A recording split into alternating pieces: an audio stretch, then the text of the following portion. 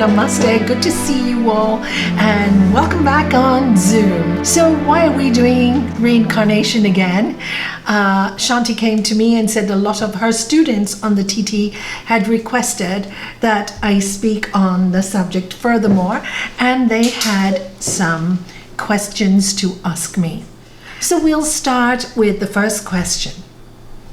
Do friends meet again? Absolutely they do.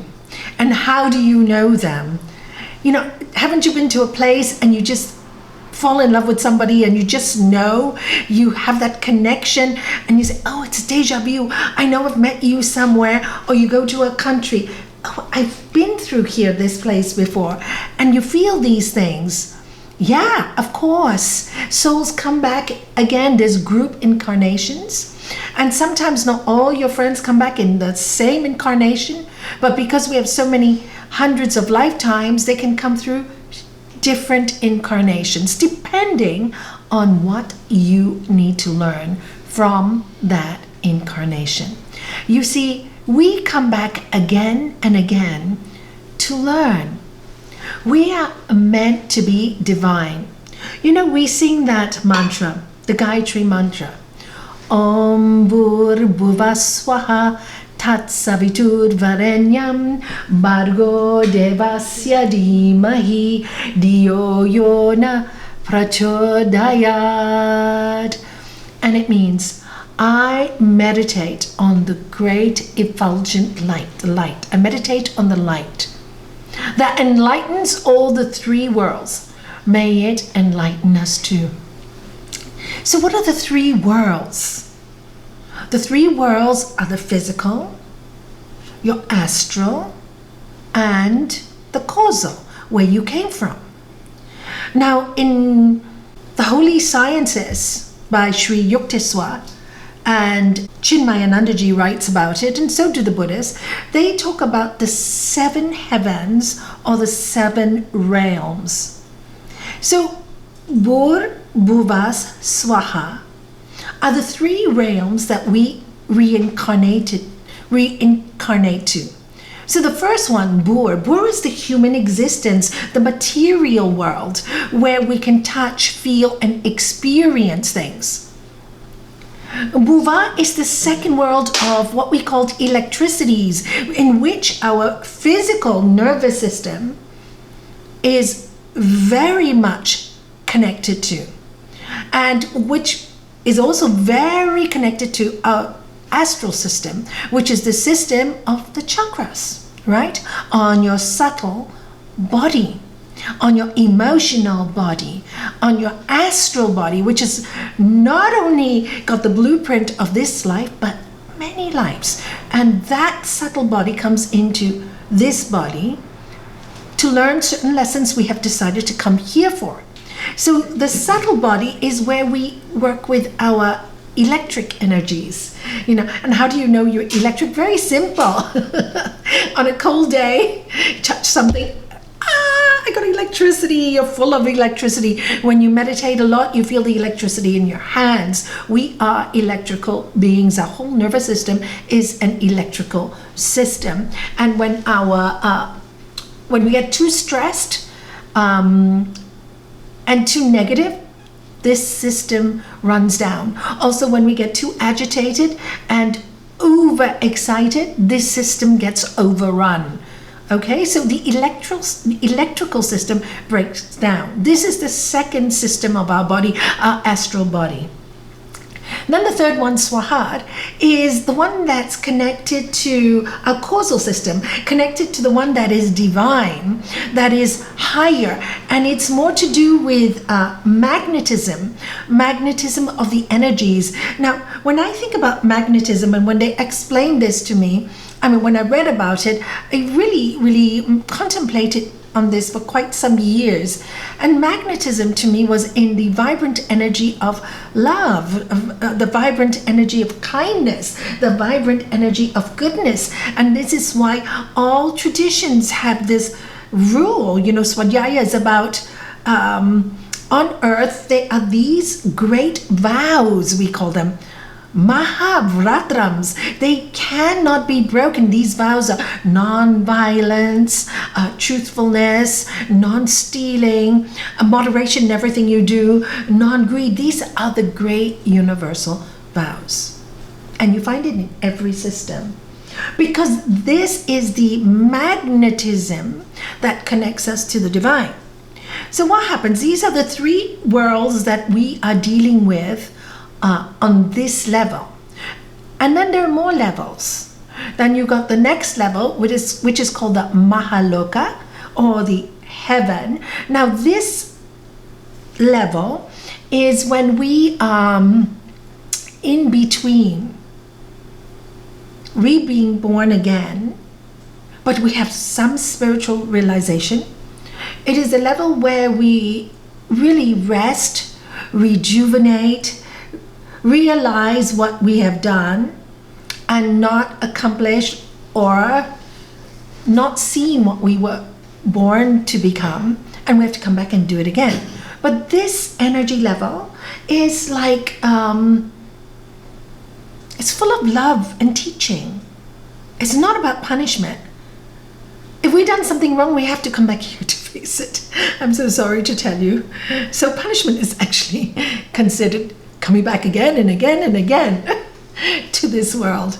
But it's not really a punishment, because it's constantly learning. And this is where the dichotomy happens, you know. What is it? People get so confused about all of this. But really, coming to Earth, and the reason why we all want to go back to the light, is because this earth, whether we like it or not, with all its joys, has all its pain. But we need to experience pain because to grow back to who we were, because the other realms don't have that experience. So anyway, Mahaloka is the middle one. And then we have another heaven, or different, don't call it heaven, let's call it dimensions, or spheres, energy levels, because it's not a place, it's an energy level, is what we call Yana Loka. And this is the realm of what we call the sons of man, or the avatars.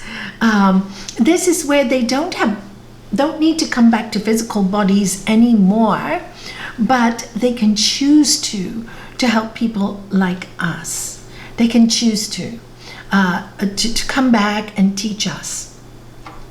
And then the next dimension or sphere is called Tapaloka. And what is Tapaloka? Tapaloka is the field where there is just consciousness of the Holy Spirit. So spirit. At that stage, we are spirit, not material. And we're on a higher realm. And then finally, you got Satyaloka, which is the realm of what we call God, the pure consciousness. So man's journey through these reincarnations is to get back to the original source. But of course, we were given all the attributes the divine had, God had, which was create with me and make this a heaven. But what did we do? What did we do? We practiced greed generation after generation. We were meant to be, as Chinmayananda said, angels, but we chose to sell our souls for 30 pieces of silver. You know, we just lost touch with our goal, which is getting back to source, or at least on earth, understanding, because we have it in this body, the astral body and the causal body. And this is the gift we're given, to get back to that shining light while we're on earth. And can you imagine understanding the earth is a complicated place, and yet living in it peacefully? This is what we call a Jivan Mukta, because we know it's all a play. We have understood Maya. We have chosen originally to experience. For the sake of experience, we got lost. As they say, give a man power, they soon corrupt. And this is what happens to mankind. The temptation is too great. So we are given so many chances to perfect ourselves. Also, to close stories, to close books, to say goodbye to old, to say hello to new. We have hurt many people in many lifetimes, or they have hurt us, and we have to give them the opportunity to make it up to us, or for us to make it up to them. It is so important to do this, and we kind of know it. We are born with the blueprint. We know it. Our soul knows it. This is why so many of us, right, we say, I know there's something I need to do. Have I done it yet? Have I closed this book, or have I opened this door?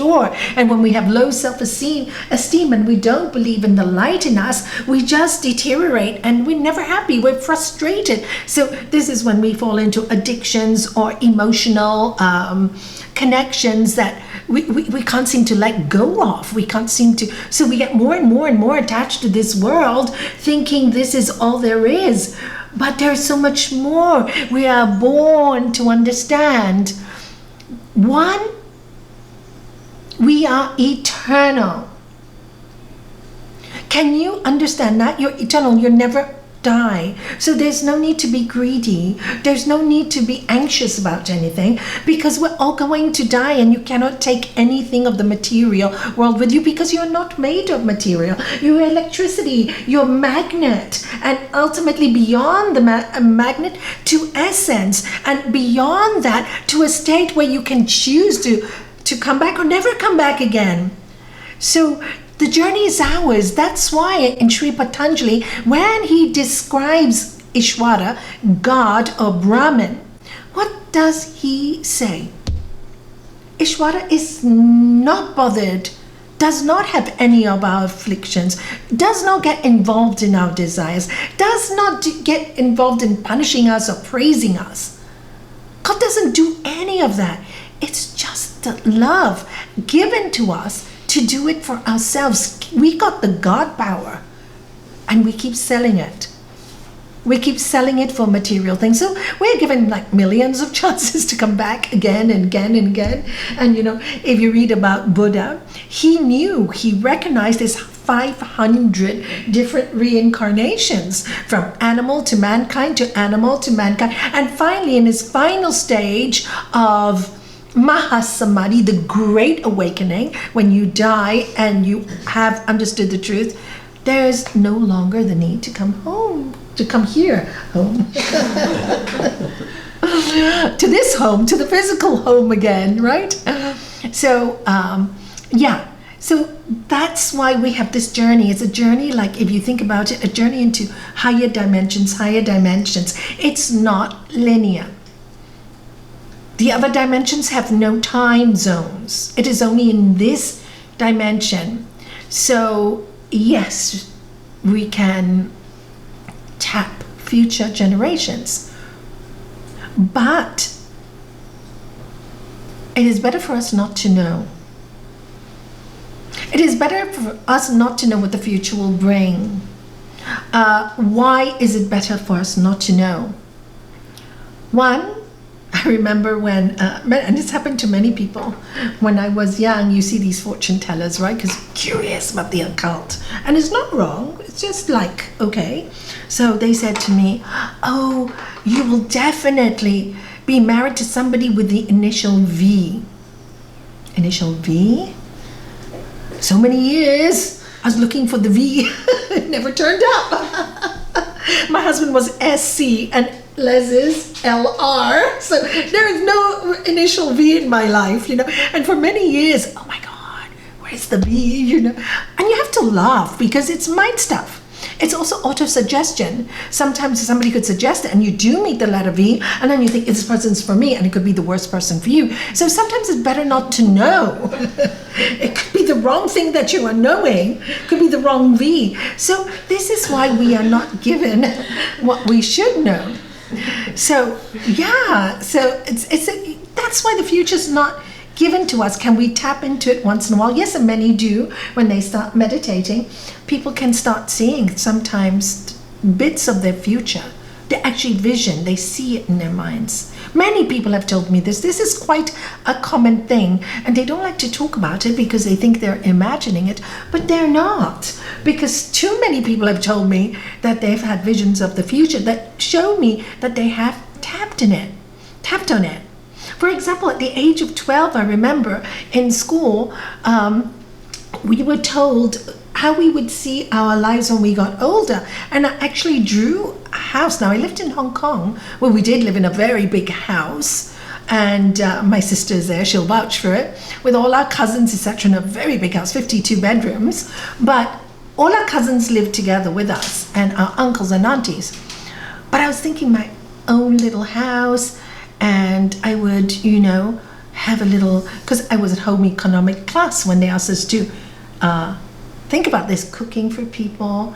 And now, so many years later, the house that I saw is here, when I thought I'd never live in a house. So strange, you just don't know. But I remember having the whole vision. And I remember when I was moving into apartment in a big apartment in Gibraltar for my little one, I remember opening the doors when the realtor took us there and said, "This is my home." There was no furniture, nothing.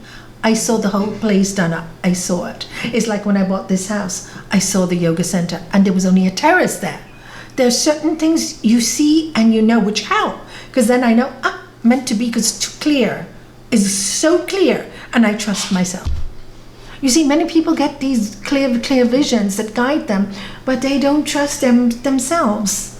They really don't trust their instinct. So they lose out and say, nothing happens to me. And then I go, but you had this opportunity. But really, was it for me? Of course it was for you. You saw it. Why didn't you take it? The lack of trust, the lack of faith. And this is really important, okay, in our lifetime. So, next question. I really did go on with that one, didn't I? Is it not terrible that we do not recognize our dear ones? No. No, it's not terrible. Because maybe in a previous life, you had really maybe killed someone, or they have killed you. Let's say they have killed you in a previous lifetime, in a fit of anger. Then they decide that they come back in this lifetime to do the opposite, to make up for it, to love you, to care for you, to do all the best they can, to ask forgiveness. And repentance is that. They come back to repent. And if you know that was the person that's killed you, is now sleeping with you, I think you'd panic. I certainly would panic. And no matter how good the person was to me and did everything for me, I'd get out, So, yeah, no, it's really wonderful. It's a gift that you don't recognize them. You don't recognize them. I think it's really important, because don't forget, our path is about total closure and forgiveness. And forgive those who hurt you. It's the hardest one of all. So that's why sometimes they come, so we can allow them their time to say they're sorry and repent, and our time to be so generous and forgive. Also, to enlarge our hearts and our spirits in the realization that this is all Maya, and we just come to close books and start new clean ones. So no, it's not a terrible thing that we do not recognize our dear ones. Question number 3. Why is a person reincarnated into a certain body? Is there any principle to decide? Yeah. Well, we are given a certain body that would allow us to continue the work we need to continue. Also, to make amends with the people we need to make amends with. Also, to reunite with the ones that we weren't ready to leave. So we come back, because some of them we're not ready to leave, and we'll say, I want to see you in my next lifetime. You'll get as you think, it will become. And wherever you have a desire, when you die, you still have to come back and fulfill that desire. This is what we are here to do, fulfill the desire. That's why we were created in the first place, because once we're in this earth plane where we have a body with the five senses, where we can taste, touch, sense things, enjoy things, once we leave this dimension or this sphere, there's no more body. We can't touch or feel, and maybe we still have the desire to enjoy certain relationships with certain people that we felt were incomplete in a previous lifetime. So we come to a certain body, to certain families, to certain groups, so that we can fulfill these desires. As we say in the mantra chant, grants desires and liberation. We need to be liberated from our desires. Otherwise, if we're not liberated from our desires, we'll want to come back again and again. And that is what God does in His infinite love. Give us as many years as we want and lifetimes to come back to fulfill that desire, until you come to a point and you realize, as we all do in this room and as we all do on Zoom, otherwise you wouldn't be here, that we're much more than just the body. Much, much, much more. So we are already connecting with our astral body, our soul, and we're also connecting with the divine energy, which is our causal body. And this is the Gayatri Mantra. We're asking that we constantly remember this connection, that we are all three in one. Otherwise we'd be lost in the material world again, and with all its frustrations, anger, blame, hatred, addictions, all that stuff that make us so ill, we don't want to be caught anymore. So if we constantly remember who we are, then we don't want to be caught. I don't want to go through this again. I don't want to go through this hell again. Or this is the earth, it's full of these things. I want to come back again because I want to help lift souls so that they remember who they are. Choice is ours, do you see? This is how we decide. So we come to a certain body in order to fulfill what we need to fulfill. And we choose our bodies, and we do choose our parents to learn what we need to learn. We do choose it. And to fix it. And if you do and you succeed, you don't need to go through it again. It's like going through, kindergarten, then you go to primary school, and then you go to secondary school, and then you go to university, and then you go for your master's, and then you go for your PhD, and then there's no more. You go for your professorship, and you're done. You don't need to go back again. You're done. And this is what we're doing with reincarnation over and over again. And this is why we practice yoga. The word yoga means to unite with the highest we can be.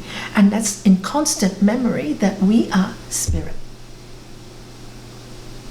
And this is what the Gita says, and I really love it. And it goes, those who worship the gods will go to the gods. Many people worship gods because I want this, I want this, I want this, I want that. Is it wrong not to want? But if you want and you die and you haven't fulfilled your want, you'll come back to get the wants. You go to the gods, they'll give you what you want, and you may not be happy in the end. What a lot of confusion. So, and this is... and those who worship the ancestors will meet up with ancestors. And it's great. I want to see my dad. I want to see my mom. They're always with us anyway. We don't know. Maybe this lifetime they were my parents. But maybe another lifetime they weren't my parents. They could have been my enemies. They could have been my best friends. They could have been my children. I don't know. And I don't know which incarnation I'm going to recognize them in. But I will know them by the feel of that person, the feel.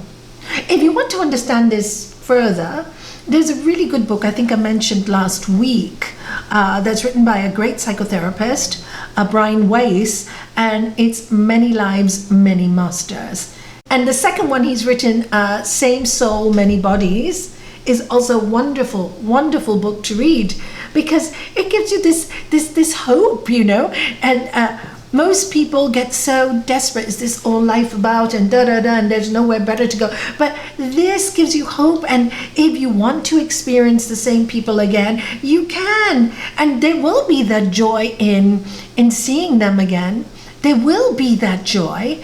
You may not remember who they were, but you just know in your heart, you just know, you're just so happy to meet your children again or your partner again. You just know, or for me, meeting all of you again, because for me, I know I've met you all before. Why would I feel so much love? And I believe that the reason I feel so much love is because all of you have done so much good for me in some lifetime. I'm so convinced of it. And I'm so grateful that in this lifetime I have so much gratitude that I can meet you again and you can keep teaching me and I can keep learning. And just love is the medicine. Love is the medicine is what I've learned. That is the highest medicine of all. The highest magnetic force. The highest electrical force. Because we are electrical. The principle to decide is ourselves. We decide. That's the principle. And we decide, and we're given the choice to do this. This is the freedom that they talk about in the Holy Scriptures. The freedom that we have. We have the freedom to decide whether to take the high road or the low road. I always say life presents us with certain things. Small canvas, big canvas, really doesn't matter. It's what you put into the canvas that matters.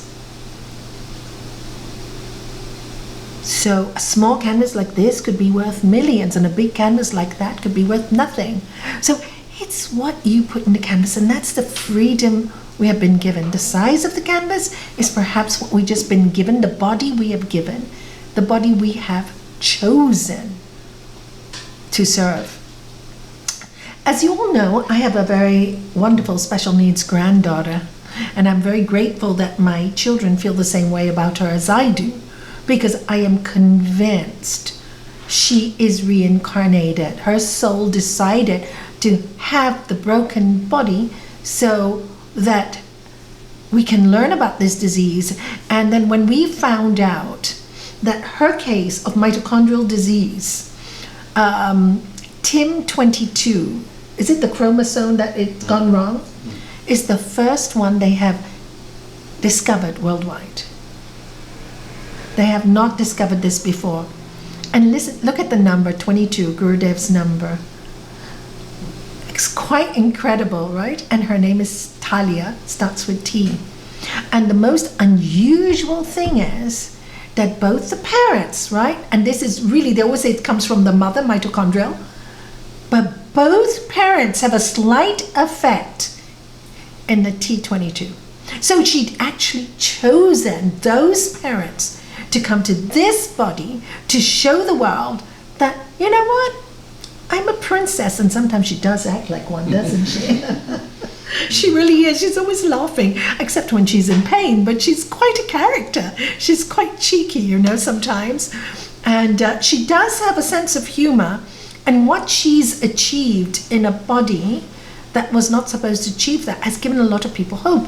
And for me and my daughter, and for people around her, it has shown us that when you don't become the victim of a situation and say, why me? Why do I have to sacrifice my life? I have to, you know, a child have to look after 24 hours a day. But no victimhood, just love and thank God I have such a child to take me to really learn about selfless service, to really teach me the highest of the highest. Wow, what a sacrifice this child has made. That is love itself, and that is the healer. You all know it. When you work with your children with this kind of unconditional love without judgment, it works. But when you look at your children, you give them the love and the judgment, it breaks down. It breaks down. They don't hear, where do I love my child? Yeah, but you're judging them, they're no good for this, and always pointing out their bad qualities. You also need to sometimes point out their good qualities, you know. Don't destroy them. Also, don't always point out their good qualities, because then they get big-headed and egotistical and expect the world to see them that way. So you see, it's always about balance. We reincarnate to find a peace balance, and harmony. And when we discover this here while we are living, there's a sense of fulfillment. We know. We actually know. Oh, this mission is complete. And there's a sense of peace. And there's a sense of, I'm not afraid to die anymore. Death doesn't scare me anymore. There's no rush. I don't get it.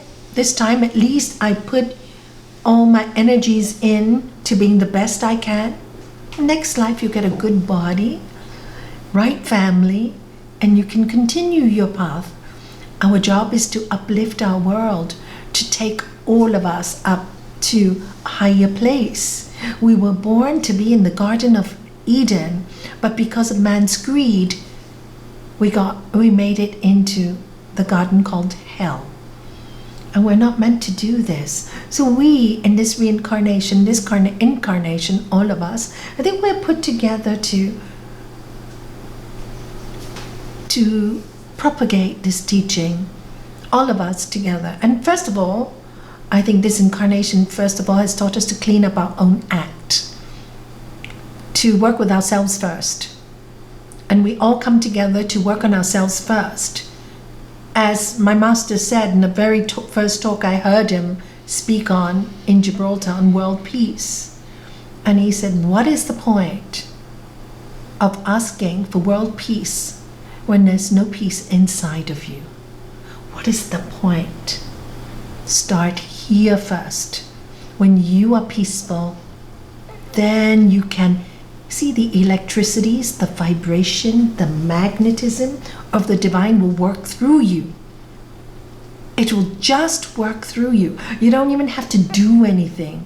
It chooses you, the magnetism, because what have you done? You're working on your electrical and magnetic field, so you will attract that magnet which is much higher in the field of only magnets, which is the Jnana Loka state, or the Maha Loka, which is higher than Om Bhur Bhuva Swaha. We will attract that energy to us. And that's what we're doing with this incarnation of the body, mind, and spirit. And this makes it very exciting work when you know this. When you know this, then you know there's nobody to blame, nobody to point fingers at, not even yourself. Just get over yourself. Just get over yourself. Don't blame yourself. Okay, this is my problem. I have chosen this problem to get through it for a reason. Now, let me just do it. Just get it done. And then you pray for strength to get it done, strength to understand it, willpower. That's what you pray for. Peace to absorb the pain, and wisdom to understand it. And that's the difference when you understand about reincarnation. And you realize that you chose it. You chose the problem to get over it. Isn't it great? Hard. It's always hard. Attachments are hard to let go of. Practice is easy. You can practice, like meditate 6 hours a day, but if you don't let go of your attachments, what's the point? And this is why I love the Master Shivananda's chant. I'm not this body, I'm not this my immortal self I am. I'm not this body, I'm not this mine immortal self I am. And I also love the practice of neti, which is, this is not me, this is not mine, that is not mine, this is not mine, this is not mine, this is not mine. Everything's on loan. Nothing is mine, nothing is mine. Wow, I'm so lucky, everything is a present. Everything is a present because everything is on loan. Nothing was mine in the first place. So how can I get attached to anything when it never belonged to me? Never. So reincarnation happens so that we learn these really, the truths. And even if you don't believe in reincarnation, the truth is, really, we cannot take anything with us when we leave this earth. So the question you have to ask is, what can I leave behind? What can I leave behind for the next generation? What can I leave behind? The only thing you can leave behind is the essence of you, and what they'll remember, hopefully, is your kindness and your goodness. Oh, when I was so sick and she said those words to me, or he said those words to me, and he took out his hand and he helped me through this difficult time. Ah, I want to be like that. Those are the things you can leave behind. And those little things we think are little, but they're not. They're huge grooves in another human's mind, and gives them the inspiration they need to carry on. And that's what we can do, and that's what we're meant to do. So, next question. Will reincarnation be an unavoidable process for all? Yes, until we reach the goal, until we really know we're not this body, we're not this mind, we're immortal, until we've paid all our debts, good and bad. Because sometimes we do good deeds and we have expectations too. So that's why all the teachings say do not eat the fruits of your action. This is the highest practice. In the Bhagavad Gita, chapter 12, Krishna tells Arjuna, knowledge is better than mindless practice. Many people practice. They go to church, temples, practice, but it's mindless. They just repeat. They repeat the prayers, but they don't really mean anything by them. And then he said, higher than knowledge is meditation. When you start to focus. Even higher than meditation is letting go of the fruits of your actions the moment you begin them. In other words, every action should be a gift to the world. Expect nothing in return. And peace comes to that person. It's Tyagat Shantir Anantanam. Complete, full peace comes to you. And then you can enjoy this incarnation. And then when you have learned that, you're done. You're done. Until then, yes, reincarnation is an unavoidable process. Correct. Because energy never dies until it reaches its source, and then it reunites with its source in the power station that we call God. So if there is no linear time, then all incarnations are happening at the same time. Interesting question, Ruth. Interesting question. Now, this is my belief system. I believe yes. You see, spirit is very large. Human body, very small, very limited. 5 senses, organs. So, part of you can come into this incarnation and simultaneously belong to another one. But it's not even important to go there because it is very, can drive you a little crazy. You don't really want to go there. But yes, it's simple. You get a piece of cake, it's one. Same cake, you can cut many pieces, right? Give one to Portugal, give one to London, send one wedding cake there, another cake here, but same cake. Different portions go to different people to experience. But for me, I think, yes, this can all be happening. And we can never really understand how this works with the mind because we're talking about dimensions. And we are stuck in this physical dimension.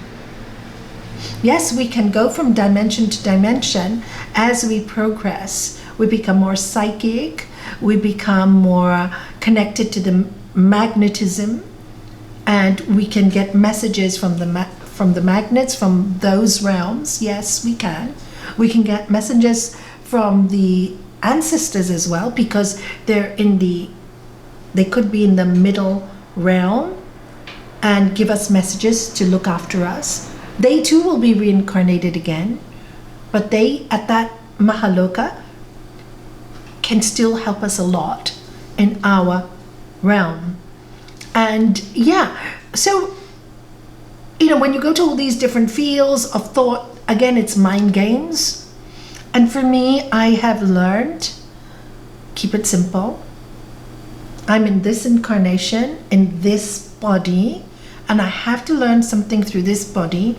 And let me just focus on this time, this body, this incarnation, the people that are presented to me in this incarnation, how to deal with things in this incarnation. I think this is enough. I really feel, make it simple. All the rest of the stuff you don't know anyway. It's all, we can just suppose and we can dip into them, but for what reason? We're going to be missing time on this incarnation.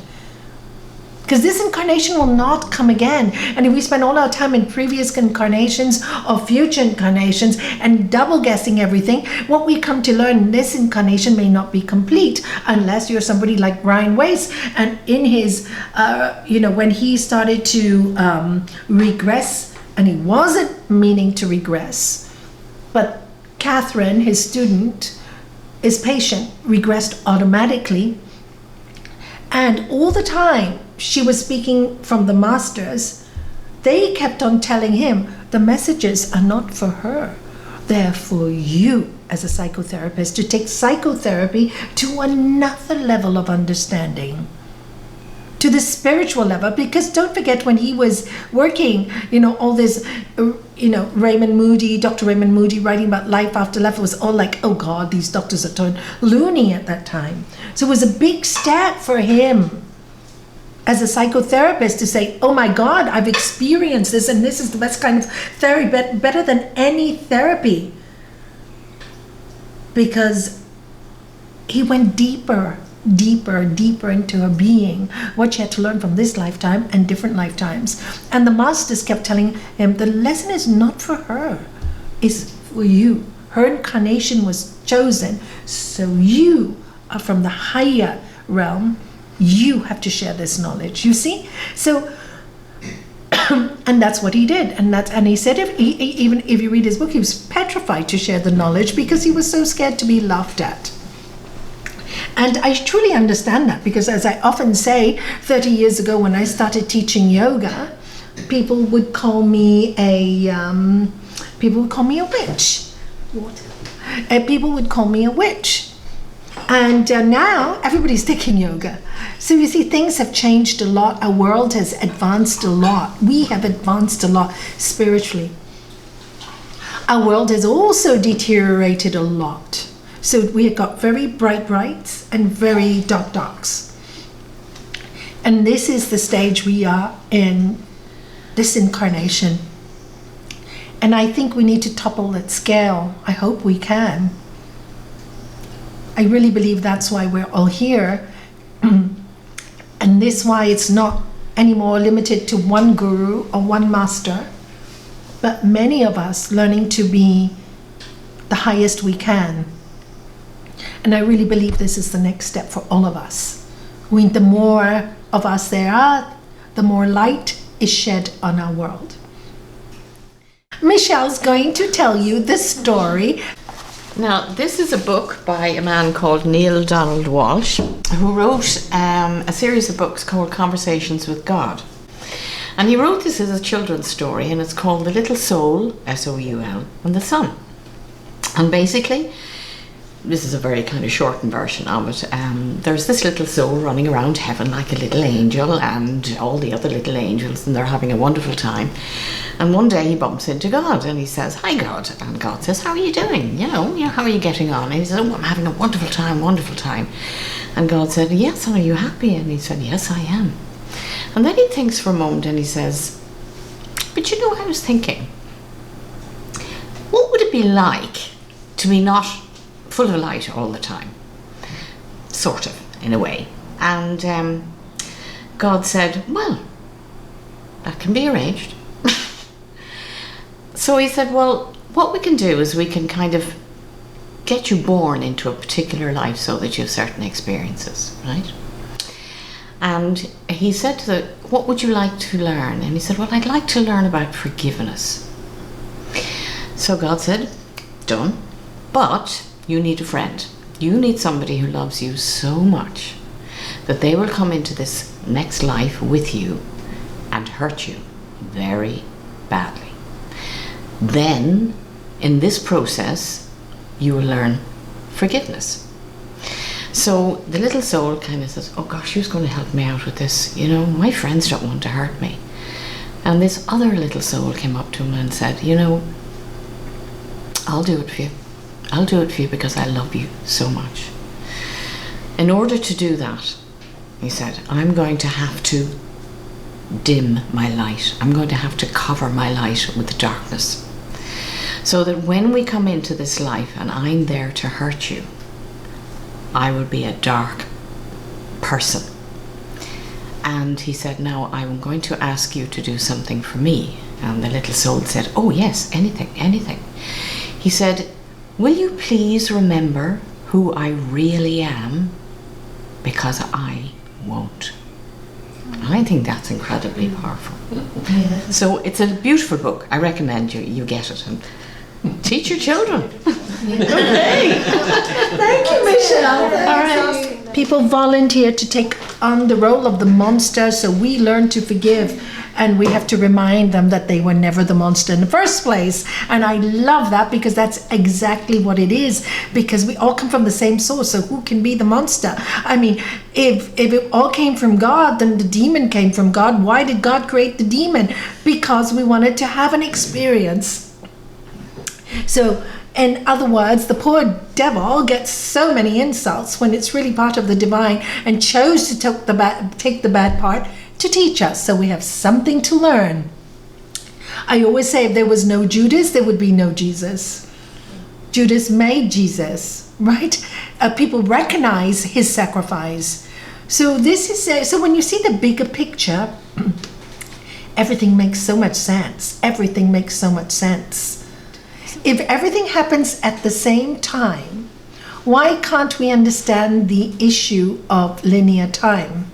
What is the lesson here? The lesson here is to understand linear time. We are in linear time. That is our lesson. And to understand, because it's linear time, it's not permanent.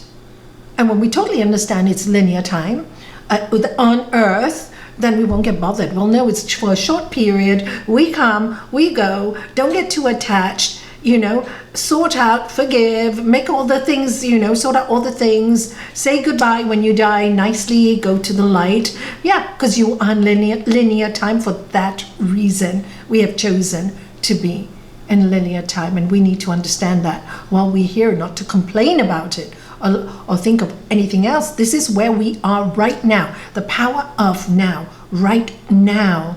There's no point thinking anything else, because really this is all we know, linear time right now. The rest is our soul knowledge, but we take the soul knowledge to this lifetime, linear lifetime. The lesson is that. From Roy, who is with us at the Yoga Center in Gibraltar, would like to ask if you have studied reincarnation with children. No, I haven't studied reincarnation with children, but I have seen it happen with children. Oh, let me give you one such story. One time, Aunt Shanti was there, and I believe Anju was there with me. We went on a trip, and it was to Barcelona, and I was asked to do a little children's class, a meditation class. So I said, fine. And there was, in the class was about 5 children or 6 children. And there was a young boy. I think he was mixed personality. Mixed nationality. I don't remember. 2 Spanish and something else, but I don't remember. Okay. So we sat down and we all started to meditate. And he was accused of having ADHD, or that's what the teacher told me. But anyway, we sat to meditate. Oh my God, I thought, ADHD, they got it wrong, because he sat like he had meditated all his life. And all that nervousness went. And I think he must have been 7 or 8. Shanti, you would remember. I think he was 7 or 8 years, maybe even younger. Anyway, we sat. And then suddenly he goes, talking in an Indian accent. He goes, I'd like to do my prayers. I like to do my prayers. I have 3 lines across my head. And I need to do puja to Lord Ganesh. Oh my God. You know what these 3 lines? Is an Indian priest. And the way Indian accent, wow, you couldn't miss that. And the prayer to the gods. And we were like, oh, fascinated. So when we finished and he came out of himself, his parents came to see me because I spoke to the teacher. I said, he doesn't need medication. He doesn't. There's nothing wrong with this boy. He's not ADHD. He's not going crazy. But I need to speak to the parents because I'm worried they would do the wrong treatment for this kid, right? And so the parents came that evening because I was leaving, I think 2 days later from coming back home. And I asked the parents, I said, have you taught him anything about Indian philosophy, Hindu philosophy, or Indian gods, or anything like that? No, we're Christians. We never have such books at home. So I told them what happened. Of course, I said, look, he's not crazy. He's slipped into a past life. It's too clear. It's too clear what he said, that he was absolutely a priest and he was so happy meditating and so happy praying that he felt a prisoner at this body where everybody was telling him he was sick. And they were quite taken aback by what I told them. It was too new for them. The thought of reincarnation as Christians was too big for them. But they couldn't deny the fact that, and they told me that when he was at home, many times he'd slip into this language, a foreign language, and start talking in a foreign language. So they would think maybe he was possessed or there was something very wrong with him. And I said, please read books on reincarnation. There is nothing wrong with your son. He was under 7. Because normally they remember up till the age of 7. After 7, sometimes they forget. But he's very clear. He's still in his last incarnation. So be patient, and just give him a lot of love. Now, I don't know what they did after that because I didn't go back there. But I would love to find out. He must be what now? About 20, I think. Yeah, it was quite a few years ago. So that was one of my experience with the with a child that I really remember. But my own son, when he was young, used to always say, Mom, I want to go back to Paris. And I go, why would you want to go to Paris? We've never been to Paris. He goes, oh, I love Paris. I've been there many, many times.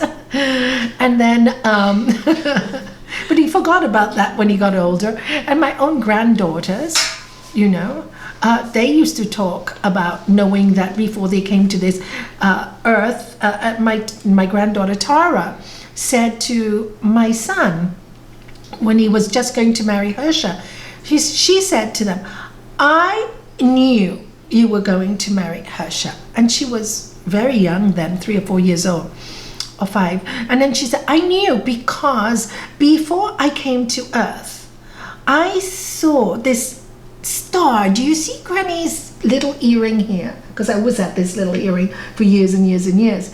She said, like that with long hair. And I knew that star was going to marry another star called my uncle. I knew they were going to marry. That came out of her mouth. I go, whoa, she knows quite a lot of stuff. And then she talked about food also. She kept saying, Mom, I don't want to die at the age of 4. And we said, why are you worried about death?